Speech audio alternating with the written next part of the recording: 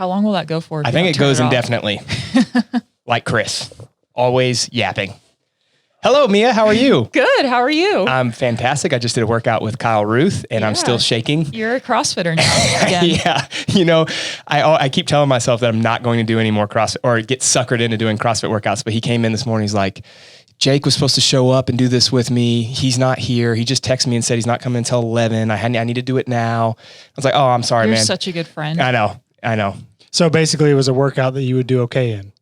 No, I mean, I didn't do great in it, but was it? I don't know what the workout was. Yeah. All I know is that his wrists hurt now. Yeah, they do. I haven't been in a front rack position other than like a front squat where you can kind of like get it in the rack and move your hands around. Yeah, so it was hang cleans and shoulder overhead. You can definitely fake that front rack. Yeah, you could. Like the very first hang clean I did, it just nailed my collarbones. Which look at this, like, ooh, it's pretty bad. I have a chesty. Do you want it? I need a chesty. Okay, they need male chesties. Can have it. Yeah, that'd be really nice. Yeah. We want to talk about the developing athlete today. I think a lot of the podcasts we've done recently have been, or just in general, over how many podcasts have we done now, Chris? Do you know? I think this is like 70, this is 80, 81. I don't know. I would say that most of them are either about the elite athlete, because obviously we coach a lot of those guys and girls, or about kind of that RX level athlete. That's kind of what we focus on with people that come in and out of the programs or in and out of our online program. But in reality, most of the people that actually are coming in are what we would consider like that intermediate or developmental athlete. And they need more focused attention on the way that they train than maybe the elite athlete. And so we wanted to bring Mia in today because you coach our intermediate path and TDT Compete, but you also have had kind of a journey along you've had to figure out some skills in the sport that have held you back. And I wouldn't say you were ever an intermediate athlete because you've always been. I definitely was. That's false. Well, why wouldn't you say that? I would say she was. I guess I would say it in a way that she's always been really, really gifted. Me. But isn't the whole point that intermediate's not a bad thing? No, you're sitting here sugarcoating her ego. It's definitely not a bad thing by any means, because everyone has a skill that they would be considered an intermediate at. Like even elite athletes may be bad at one thing or not good enough to whatever par is on the course. But for Mia, she's always had, you've had a pretty big base. You've always been relatively strong compared to other people that you've gone against. There's definitely been things that I came into the sport that you were gifted at. But things that I was the opposite of gifted in as well. And yeah. I think that's the case. Box step ups, easy. Wall balls, easy. Rowing, easy. Anyhow, go ahead. Sorry. But I think a lot of athletes come in, especially now that the sport has grown and people are coming in younger without as much of a sport background, maybe as like I came in when my sport career was over. Same with you. But I think now CrossFitters are coming in as teenagers and this is their sport. So they're not going to come in with these like little gifts that I'm going to call them real sports give you when you did them your whole life. Sure. Yeah. I think that's one of the things that there are pros and cons to that. And Max and I actually talked about this on a podcast a couple of weeks ago. The people that came in originally all played sports beforehand. Mm-hmm. And so they had the ability to kind of develop skills quickly because you have to learn that in other sports, right? Like I played football, I played basketball growing up or other sports, and you have to figure out how to like manage the game really quickly to play on a team. Whereas the people now that don't play other sports, they don't necessarily have that skill, but they do have the base building aspect of like 5 or 6 or 7 years of like, hey, I can work on all the skills of this sport and get really good at them before I compete. Now, the challenge I think is there are like 14-year-olds that are coming in and they want to compete right away. Whereas it probably is better that I would at least suggest that maybe they only compete once a year, like do the open and then have 2 or 3 years where they really develop the skills. So there are those pros and cons, but I do think when you look at the open now trying to get into the top 10%, most people think it's just about like building their capacity or like, I just have to be able to breathe better. Or I have to get quote unquote an engine. But in reality, if you look at the test, most people, it has nothing to do with their engine. It has to do with like, I don't have muscle ups. I can't do chest to bars. I can't do toes to bars. I can't do handstand push-ups. And so I think that is kind of where I wanted to talk to you because you've built out some of these programs in our intermediate path, which have been phenomenal. But I also want to talk about like the journey that you have been on to help you build those. And I think that this can help people that are maybe where you were 4 or 5 years ago. So can you tell us kind of like when you got into the sport, what were the things that you're like, I just can't do this? And then how did you start to develop those skills?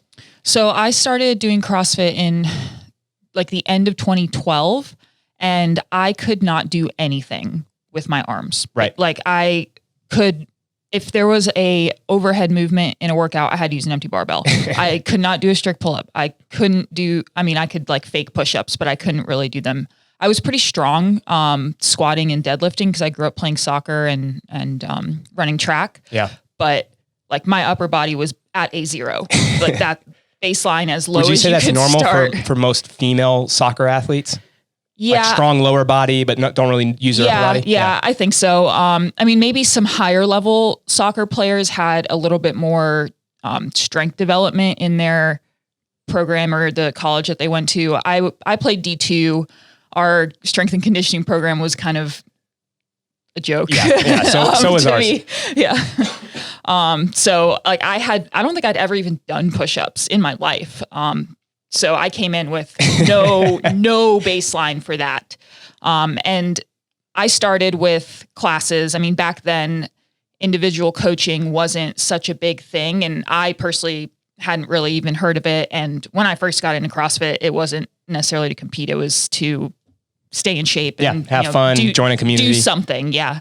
That quickly changed. And when I learned about the open and that you can compete, I'm a super competitive person. Like, in college, if I was taking spin classes, I wanted to beat the person next to me, which is ridiculous because you can't.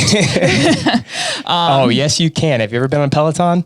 Everybody's racing on the leaderboard. There's a leaderboard. There was no leaderboard in UCF spin class. So as a side note, we have a Peloton, and Jordan, my wife, she'll get on there and like, she crushes it now. She's gotten in pretty good shape on it, but the last like 3 minutes are just the cool down, right? And you're supposed to just like, hey, ride at 30 RPMs and cool down. And I walk in and she'll be going at like 95 RPMs. I'm like, what are you doing? It's cool. She's like, I got to beat everybody. And she was a so D1 she's getting athlete. points for the cool down. Yes. Yeah. They should cut. I've always said I should send an email to Peloton. Like, hey, cut your leaderboard off after the actual session. Is the leaderboard like active, like live? It is. So you can see the motherfrickers who are still going. Yeah, so she joins a live class, and let's say there's like 70 or 80 people in there, and it shows you going up and down the leaderboard. So like if you go slow, you'll go from like 8th so place. At least everybody knows she's a cheater. No, but everyone does it. Oh. Everyone's going fast in the cool down. They gotta fix that. I know. But then people just wouldn't do the cool down, right? Because you don't get the feedback of winning. That's true. Well, they should have cool down points. Like, okay, you won the workout. Now who wins the cool down? Who can stay at 30 RPMs for the 3 minutes? You there win. You Something like that. Anyhow, I apologize. That was important. I don't remember what your question was, but that was my baseline. Yeah. So when you got it, this is always a fun question for me because I feel like the typical type A person that gets into CrossFit, they get crushed by a workout and they're competitive because you played another sport and you're like, I got to win. Mm-hmm. What was the first workout that you did? And were you either completely demoralized or was that like, that was a lot of fun, I need to do it again? So the first workout that I did, I don't remember the exact rep scheme, but it had front squats and overhead squats in it. And I had to do it with an empty barbell because I had never held anything over my head.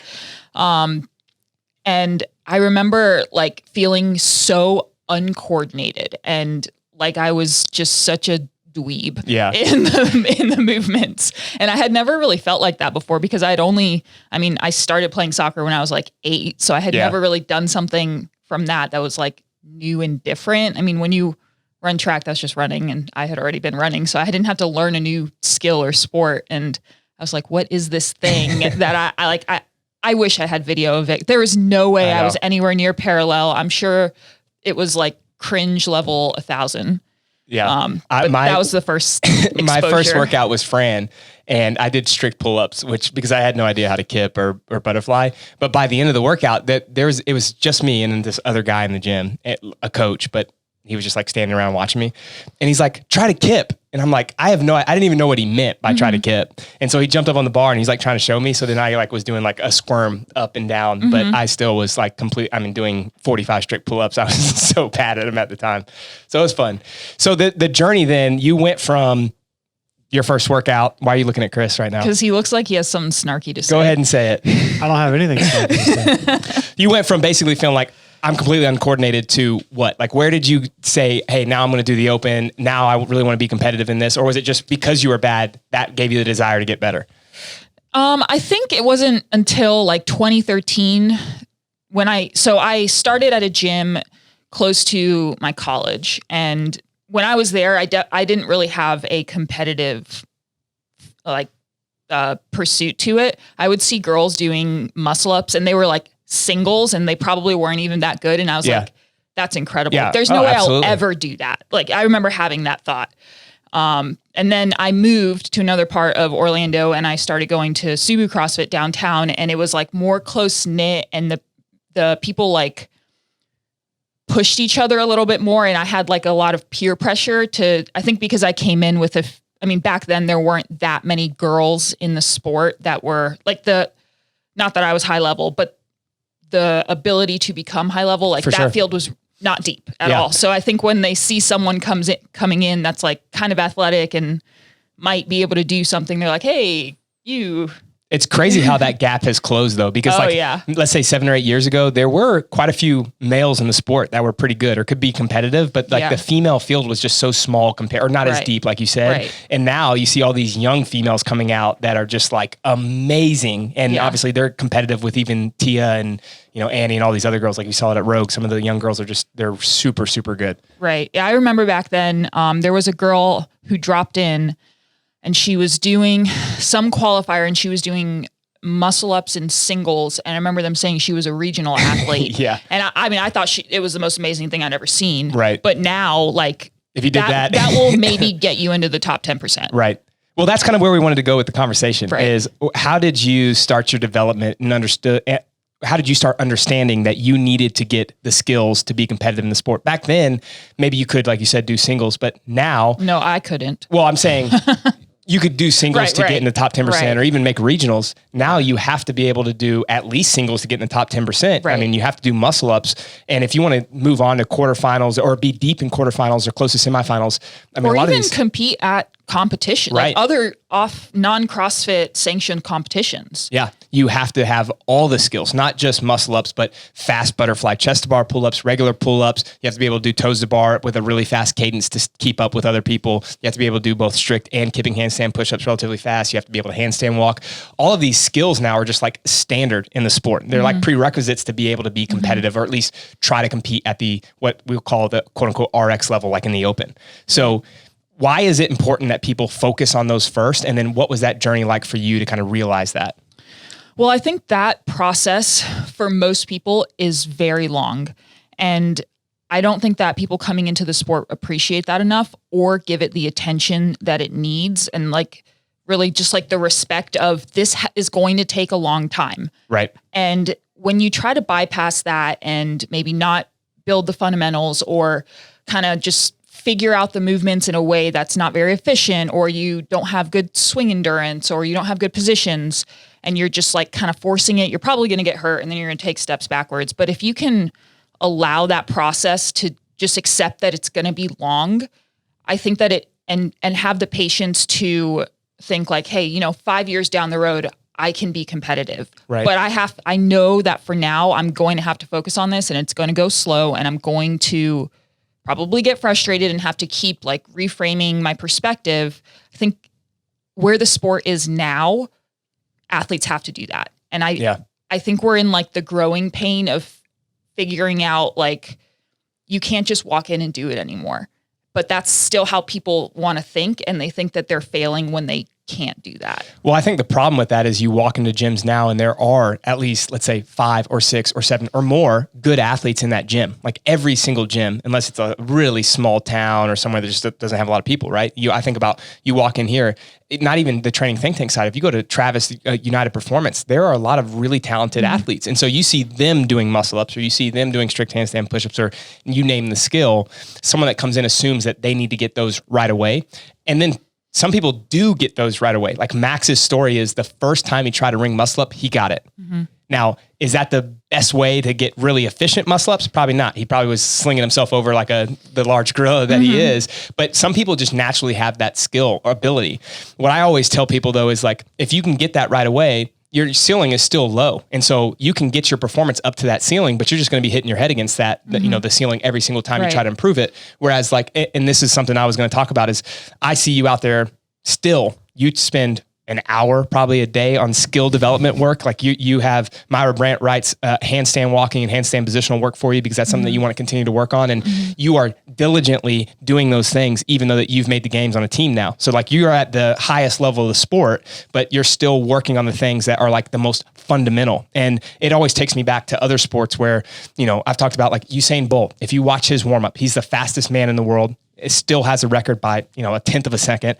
He's doing A skips and B skips, the most fundamental drills for sprinting. Or Tiger Woods or another high level golfer, he's doing takeaway drills all the time. He's just practicing without a club in his hand. Like the fundamentals where the champions, the best in the world are still doing those things.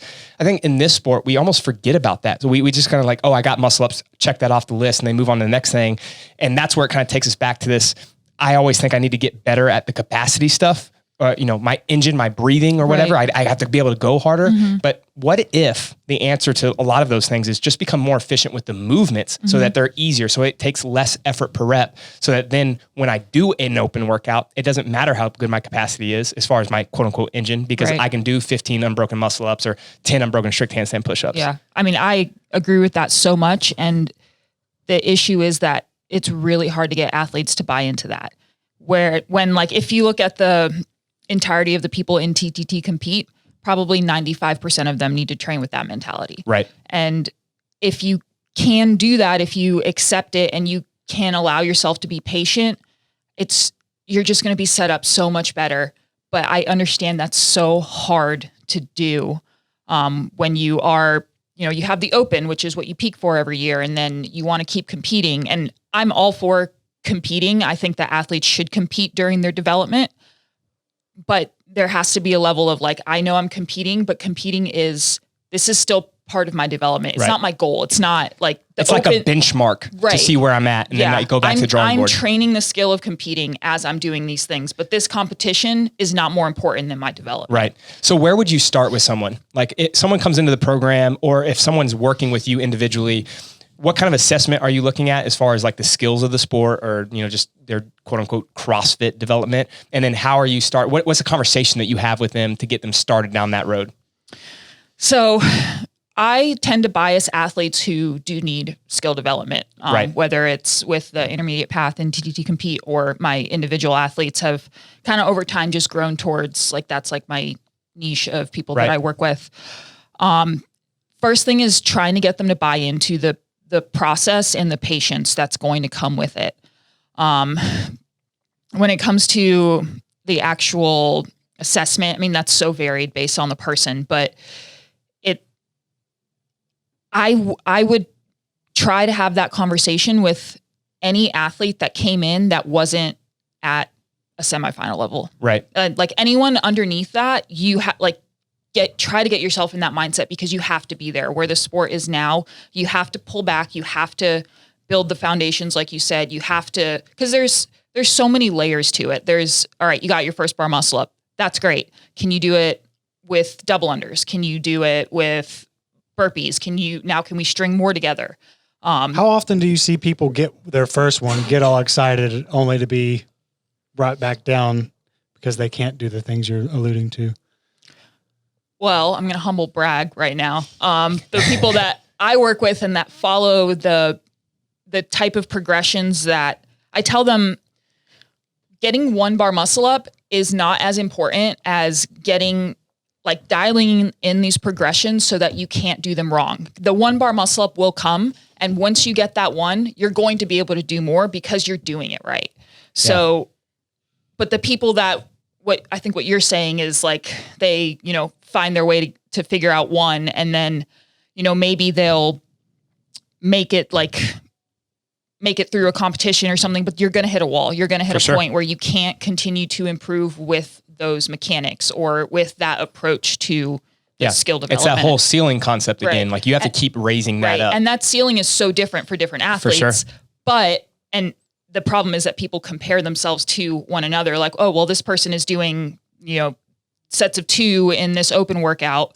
I can't do that yet. Yeah. And that means that I'm not doing it right. That's not true. Yeah. Like it's a process. And I would say, even, I know that you mentioned like maybe you wouldn't have that conversation with semifinal athletes, but even with higher level games level, semifinal level athletes, I like to nitpick those things because a lot of times those are the little movements that can push them over the edge. For sure. I watched Rogue this past weekend, and even the highest level athletes, like the top 10 males, I'm looking at things and I'm like, man, if he cleaned that up, there's a couple guys in particular, like with just movement issues that if they cleaned them up, they would bump up 4 or 5 spots on the leaderboard, which by the way is maybe 50 grand for them. So it's like, it's a monetary thing too.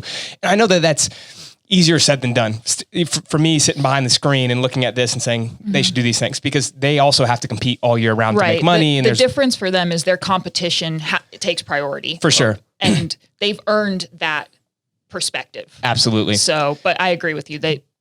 Improvements can always be made in for those sure. things. So I guess me saying that is like the intermediate athlete or what we'll call the developing athlete can always be on a pursuit of better movement economy or cleaning up technique and the skills of the sport. But when you start, those are the things that are just priority number one. It can't be anything else because again, like if you're staring at the rings in an open workout, it has nothing to do with your capacity or, you know, like we have people all the time and part of this is probably a good thing. You know, the more scientific minds, they'll reach out to me and say in TDD Compete or elsewhere, hey, I think that I'm, you know, quote unquote cardiac limited or respiratory limited. It's like that none of that, in my opinion, matters until you have these skills. Then we can have that conversation. But it's like the reason that you're not doing muscle ups is because you haven't done the building block, the foundational work to be able to get those. Now, once you get those and you can move freely in that workout, then we can have a conversation about what your, you know, quote unquote limitation is based on like your physiology. But I think the confusion always is I see these people working so hard, and I know I keep coming back to this, but I want to reiterate it because for the developing athlete, they need to clean up the skills first. For sure. Get better at those things, develop all those skills so that you can do all the prescribed movements in the open. The way that I think about that is I have this checklist. So like when an athlete comes on, I say, here are the, you know, most common movements in the open. Here are your handstand push-up variations. Here are how many reps that have been tested in the open. Here's how fast the best go, top 500, top 1,000, top 10,000, top 20,000. And I break that down for them. Some people don't like the data and that's okay. Like if I get a feel for that person, I'll probably not share it, but most people like to see kind of where they stack up. And then from there, I say, you don't have these things. So if you want to get to that level, top 30,000, top 20,000, top 10,000, wherever that is, let's start building these limitations. And so basically I think about it as like a graph of like, let's pull these things up to where all of these other skills are for you. And then once we get there, we can have a conversation then about, okay, what's next? What are the next limitations that we need to clean up? That can be a frustrating way to train, like you mentioned, because sometimes if you are always doing the things you're bad at, it feels like you're not progressing. But at the same time, if you have a long-term vision of what the sport looks like and you know what you need to get better at, it can also be a really successful way to train because you are getting better at the things that are holding you back. For sure. And just to give people perspective on that, so I've been in CrossFit for almost 10 years now. I'd say this is the first year where I feel like I have earn the ability to train with the focus on developing my motor more than the other things. Like it took me, and I know I'm slow, but it took me 10 years to get all of those pieces to the point where my engine matters enough. Yeah. Like, of course, like it always matters in the sense that like, you can't just like for sure not ever breathe hard. But at the end of the day, I was going to hold my team back because of my handstand walking or because of my ring muscle ups. Or, this wasn't the case for me, but for some people because of their strength. So you just have to give it the attention that it needs. And if you don't, you're going to keep getting frustrated. Yeah. So what's a process like in the intermediate path in TTD Compete? I know each cycle you have a couple skills that you work on. What's that process look like for you? And how do you you can be as broad or specific as you'd like, but how are you thinking about writing a cycle? So like we just started an 8-week cycle. Like what's the plan in your mind and how do you implement it? So I have 3 different buckets of skill type work that I want to accomplish. 1 is endurance of a skill. 2 is the pure skill, developing efficiency in it. And then 3 is a common movement pattern that is needed for gymnastic skills. So I have those 3 buckets that I want to approach each cycle, and I fill them with different skills and I vary it each cycle so that we're always working on different things. So for instance, this cycle we're working on toes to bar endurance. So the focus there is, I always tell them that I want you to get into a qualifier, and if there's a workout that comes out with a set of 50 toes to bar in the middle of it, you know how to do that. Right. You know how to approach that best for your capacity. So we work on different ways. Like let's do 50 for time. You have to do 5s. What does that look like for you? How much do you have to rest in order to maintain 5s? Or how long can you hold 10s with a 10-second rest?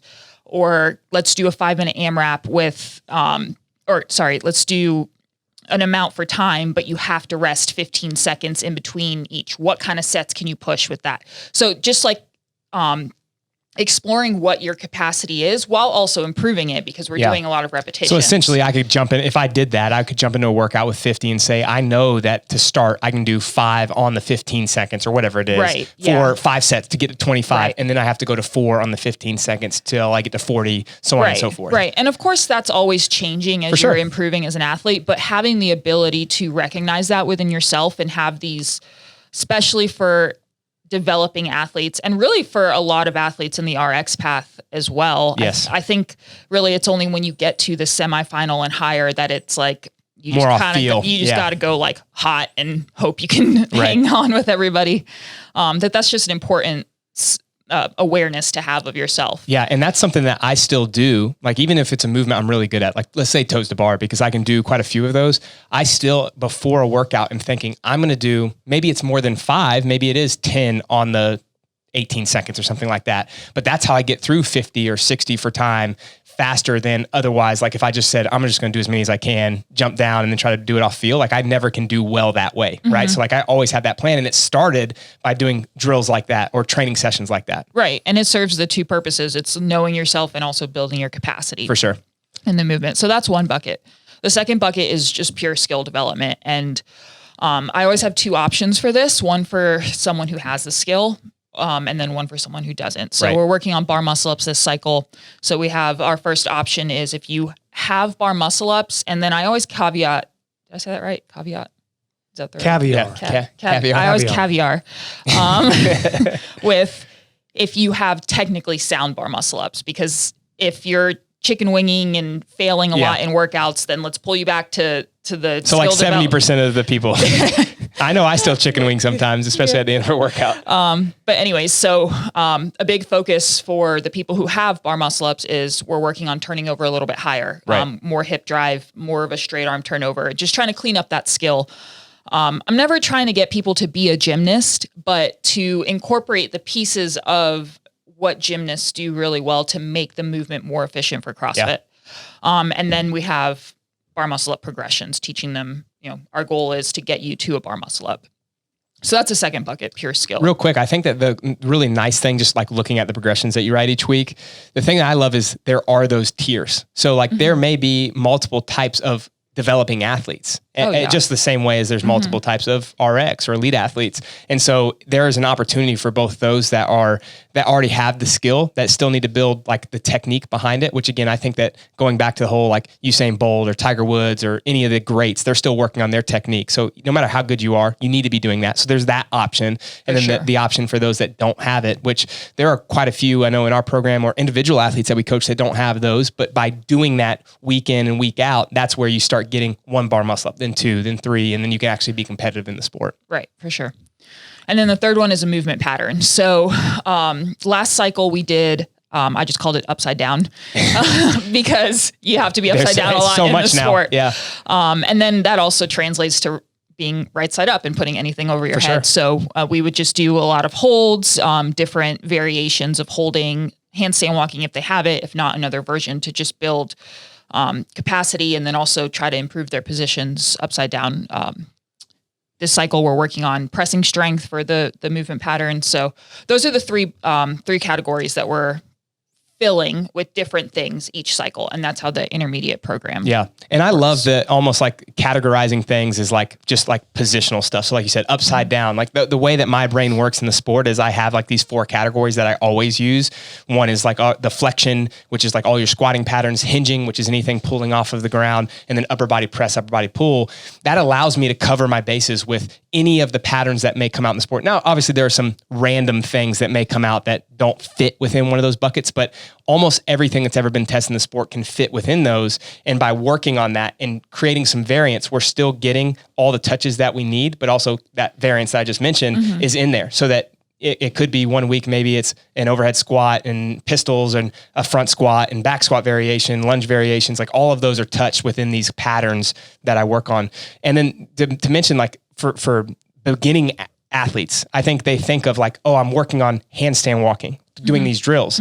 But like you mentioned, one of the things that happens is it translates or transfers over into your hanging gymnastics movements or your pressing gymnastics movements or anything overhead. Or barbell pressing. Yeah, exactly. All of those things, because your overhead position is improving. And I tend to think more so now, because of what's been tested in the sport, the overhead position is just as important, if not more, than the squat position. You can get away with a bad squat pattern. I've done that for years. It's really hard to get away with a bad overhead position because it's all so the things costly. are tested. Yeah. Yeah. It just, you have to hold your breath, or you can't handstand walk, or if you snatch, you're missing a lot. And now that's tested so much. The number one thing that was tested 2 years ago was muscle ups when sanctionals was a thing. It was almost like 5% more often tested than any other movement. So you think about that, it's like there's a lot of stuff that's overhead. And if it's not a snatch or a barbell movement, you're hanging from a barbell. So all the kipping or butterfly movements that you have to do. Yeah. I can't say enough about working with Myra, and just, I have 2 sessions a week that are just a lot of upside down stuff. Yeah, and you are upside down for and like a lot an of the hour. stuff I'm like, I don't even know what this is. I don't think I can do that. That's crazy. But it has helped so much in the sport all around, where it turned me into anything overhead is a weakness to that is a strength now. Relatively. Yeah, no, it definitely is. I mean, we did a workout. It was one of the new show workouts. It was like one of the original ones, but there was the back squats and shoulder to overhead, and you made up so much time in that workout doing shoulder overhead so much faster. Yeah, and I don't do a lot of barbell work in my training. Yeah, but I think you're doing a lot of isometric work or like eccentric loaded work, because you're going upside down and then falling on, doing rolls on the ground, all that kind of stuff that's helping you without having to do all the barbell work. Yeah. So what would you say, like most people don't have an hour a couple of times a week to do the skill work. Like you are blessed in that way because you have the opportunity and you're just really focused and disciplined. I have 20 minutes twice a week. What would you tell me if I needed to work on, let's say, handstand walking or my bar muscle ups? Like, how would I integrate that into my training? So the first thing I would say is, if you have a very glaring weakness, to do it multiple times a week, even if it's just a 10-minute touch. You can write a 10-minute EMOM of a 20-second handstand hold, or every 30 seconds, 1 bar muscle up, or the bar muscle ups, swing progressions, whatever it is, but do it multiple times a week, even if it's that little touch, because I think a lot of what holds athletes back with gymnastics is fear. And it's not even necessarily fear of the movements. It's fear of like being bad at something. Right. So the more that you touch it, the more that fear goes away, and you just become like, this is part of what I'm doing. This is my training, and like pulls that issue away from it. And then just obviously getting more touches on something is huge. More touches has definitely helped me, even if it's less overall time, doing it more often throughout the week for sure helps me like almost ingrain that pattern. Like, oh, okay, that's what it needs to feel like. And then I need to remind myself, especially if it's a cognitive thing where you're trying to learn a skill that is difficult for you to understand. If you go 2 weeks without doing it, so hard. It's restarting basically. Yeah. So what would you tell someone that isn't getting the skill? So like, for example, I've done this before with different, maybe not in the sport of CrossFit, like my golf game, which is sad sometimes. I work on something and then I feel like I get it, but then the next week it's even worse. So like, if that's the example in the sport, I get my bar muscle up, but then next week I'm missing it over and over again. And I've had athletes that break down mentally. They start crying. Yeah. How do you deal with that athlete? Right. This is a conversation I've had so many times. So you're learning to get a bar muscle up. You put all this work into it. You get one. Awesome. That is your PR. That is your 1 RM. Right. So if you have a 200-pound snatch and that's your PR, and you come in the next week and you hit 190, does that mean you can't snatch 200? Yeah. No. Yeah. Right. Yeah. But people look at gymnastics as like all or nothing. Like I can either do it or I can't do it. It's and funny that we frame those differently. Right. But it's not different. It's for sure. Some days you're not as powerful. Some days you are tired and you're uncoordinated. That happens to me a lot. I'll come in and I'll start doing something and I'm like, today I'm uncoordinated.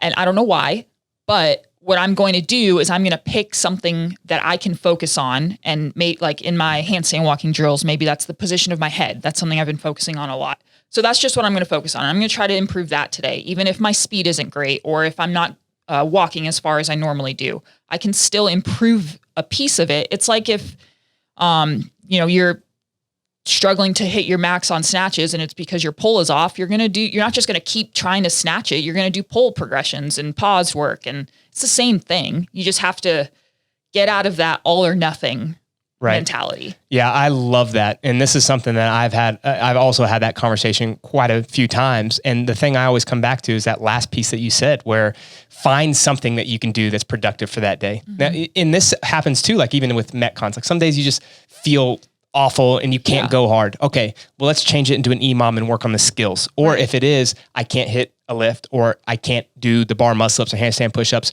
find a way to make that session productive. So for you, obviously you talked about your head position.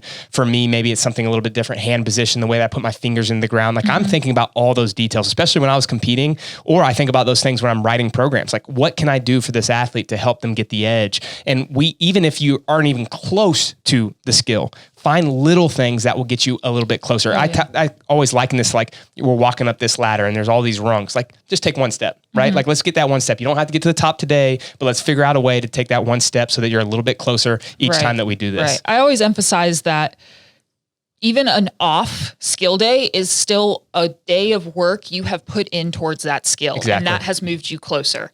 Whether you felt terrible or amazing, you've moved closer. Yeah. I absolutely love that. So the last thing I kind of wanted to mention is you have the way that you've progressed has been really, really awesome. Now that you're to where you're at. So is it like, cause it's an underdog story? It is an underdog story. I mean, if someone has followed the games. You went from you didn't have muscle ups, right? Your handstand push-ups were pretty awful. Your handstand walking was really slow, like all those things. And now like all of those are good. They can get better. But so where are you at then? Like once you develop those skills, so someone is in the development path, they develop the skills. Let's say I'm going to move up to RX, which is probably an appropriate thing at some point. You move up, and that's the goal for us in TDT Compete or with our individual athletes is we want to take you from you're not top 10% and now you get to quarterfinals. We get you to quarterfinals. And then once we get you to quarterfinals, we're just trying to keep improving as much as we can. Where are you at with your skill progressions? Have they changed, or is it still a lot of technical work? Is it half technical, half capacity? Like what would you tell someone that maybe is on that bubble of intermediate into RX? So for me, I am at the point where I have the skills, but they can still be exposed in different pairings. So that's what I'm seeking out in my training is like, I know that I'm at the point where I can handstand walk under fatigue and I'm not going to fail very often, but what is going to make me have to rest too much into it? Right. What is going to make my speed slow down a ton? What pairings? So that's what I'm seeking out in my training is different ways to expose those skills because there's so many layers to skill development. Oh, for sure. And when you get to the point where you're confident enough in maintaining the technical points under fatigue, I think that's the first major hump you have to get to. Like you get the movement and you start to accumulate some volume and feel pretty confident in, I can do this movement, and then sprinkle in some fatigue. Can you still do the movement in that same way with fatigue? Right.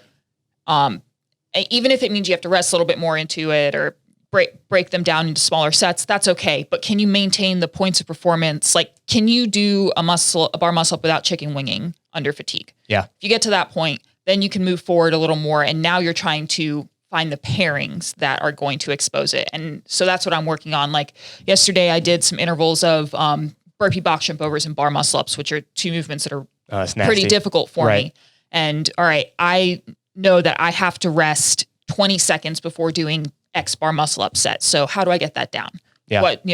That's kind of where I am now. So if we had to break it down kind of like step by step, you're a beginner athlete in the sport. The first step would be develop the skills, like be able to do them. Right. And well, I guess develop the strength. Develop the strength. The strength needed to safely work on the skills. Yeah. And then once they have that strength, what would you tell them? What would be like the next step? You can keep this pretty broad, but just so that people can get a picture. Skill development. Start working on the components of swinging, being upside down, starting to understand, particularly with bar, ring, and handstand walking, understand the movement. And that takes a long time. It's difficult to do. So skill development. And then once you have the skill, spend some time ingraining it. Like simple EMOMs, 10-minute EMOM of 1 rep, or every 2 minutes, 1 rep. Just consistency and building some confidence that you know that you can do that movement on any given day. Once you're pretty confident there, start adding in some low levels of fatigue. Like if you're working on your muscle ups, pair it with biking, something that's not going to, tax your arms too much or I'm running. getting some like respiratory fatigue, right, going into the muscle ups and just touching movements that way. Right. And then you can start amping that up by putting in like rowing and muscle ups, which is more, a little bit more challenging. Now there's a little grip, a little bit lats. Yeah. More muscular endurance issues.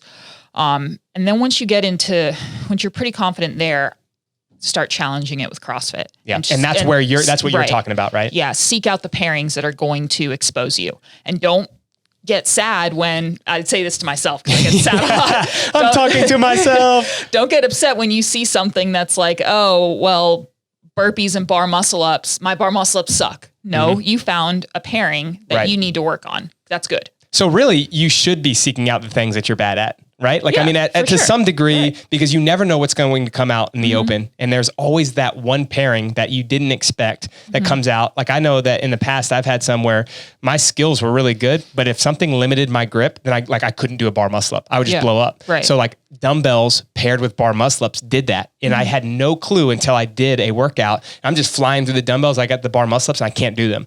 So it's like, if I would have practiced this or just exposed myself to this in training, maybe I would have done a little bit better, but I didn't. So practicing those things, finding, all these common patterns that maybe are tested together, but then also maybe uncommon combos, practice those things and get a feel for which ones are causing issue. Right. And also learning how to mentally handle that when it does happen to you, because it probably will, as much as you can train and seek out these things, something's probably going to come out that's going to slap you in the face and expose you that you weren't ready for. How are you going to handle it? And not to cut you off. Sorry. Tell us how you deal with that. Like, I know you said how you talk to an athlete, but how do you frame your mind? Because I think this is the hardest part, because if you're working at something that you're bad at, you're inevitably going to continue to be bad at it for a while. So what are you telling yourself when it's a bad day? So I think that it has come fairly natural to me to always seek out if it just makes sense that if I want to compete and I want to do well on the competition floor, I have to train this right now. It's not like it just makes sense. Yeah. So I don't think I've really had the mental battle of like, oh, I suck at everything in my training. I seek out sucking at things in my training. But if that doesn't come as naturally to you, I think you just need to really think about what you want in the sport and what your goals actually are. Are they, because it's pretty easy to say like, I want to compete at Wodapalooza. That's cool. That's an awesome goal. But in order to do that goal, or to get to that goal, you're going to have some pretty uncomfortable training sessions, expose yourself more than you probably like to do. So are you actually willing to do that to get to that goal? And that's a conversation that I would have. What separates the people who do that and who don't? Have you been able to pin it? I mean, I'm sure there's like personality traits that come with it. Would you say that the people, background, maybe? Would you say that people have been beat down where they went the opposite path of just not doing it, and then finally after years of not doing it, they're like, oh, okay, I guess I should do it? Or is it? I think there are some people that do that, but that's probably more rare. The other thing too to keep in mind is sometimes just life's not fair. Sometimes people pick up the skills really fast, they move really well, and they're really good at a sport. So not everyone's putting in the same amount of work as maybe Mia is, but they may be better at a skill, or vice versa, right? Like that, those things happen, but individually you still have to overcome the tough battles that you have and then make decisions to kind of put the work in that's needed to, overcome whatever obstacle you have in your way. Right. Is there like a moment where is there like some criteria where you could comfortably say like, okay, now I'm RX? If you can do all of the skills that are commonly tested and under any type of fatigue, and that doesn't necessarily mean like do it fast, right? But you're going to, in a workout with wall balls, that you can still do muscle ups. And that's just on the skill side of it, because then there's the strength side, which is a whole other thing. Yeah. And that has become more of a bias in the sport recently. Yeah. So I think the major skills, and Mia, you can kind of help me with this, but the things that someone definitely needs to work on as they come into the sport would be the handstand push-up variations, both strict and kipping. I think higher level athletes have to do deficit work, but really, I don't think you'll see that in the open. It's worth, if you have good strict handstand push-ups, just putting it in every once in a while to make sure you have it. Handstand walking. And then as far as the rings, muscle ups, and in general now, if you're going to compete at an on or in-person competition, probably strict muscle ups at some point, you have to develop that skill. Chest to bar pull-ups, toes to bar, bar muscle ups on the pull-up bar, and then pistols. Yeah. I think that's it. Yeah. I think those are the major ones that people need to definitely work on. I guess So really rope climbs are in there now for if you make quarterfinals, you definitely need to have rope climbs. But I would say rope climbs are, if you have muscle ups, you likely have rope climbs. Right. Yeah. And then obviously, again, the strength side is a whole nother aspect. Yeah. But most people that are really good at gymnastics now are at least competent enough with the strength work. And then it's just like, where's that next tier? But you'll be able to get in the top 10% with that strength development. Right. That was a great question, Chris. Thanks. So big picture as we finish, I think that in my opinion, the first step, regardless of how good you are when you come in, is to go down that checklist. Look at all these skills. Do I have the technical proficiency that's needed to continue to raise my ceiling so that when I do get better, when I do get that capacity that everyone talks about, I can still do these things well and fast. Once you have that, that's when you can start thinking about all the pairings, right? Like, can I do this under fatigue? And then can I pair this with burpee box jumps and bar muscle ups, regular burpees with bar muscle ups, power cleans with bar muscle ups, whatever, you name the pairing. And then that's when you can kind of go down that path of checking all of those combos that have come out or combos that may come out in the future. Like, we didn't expect to see GHDs, rope climbs, and pistols in a quarterfinal workout. Man.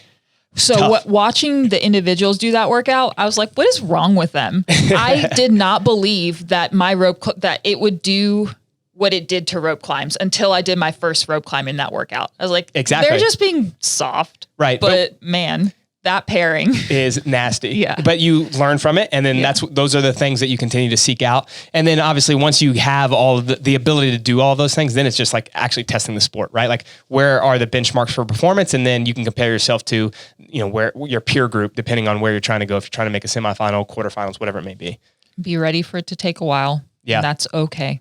Yeah. So parting last words, Mia, my friend, give us something good. Be patient and persist. She persisted. All right, my friends, we'll see you next week.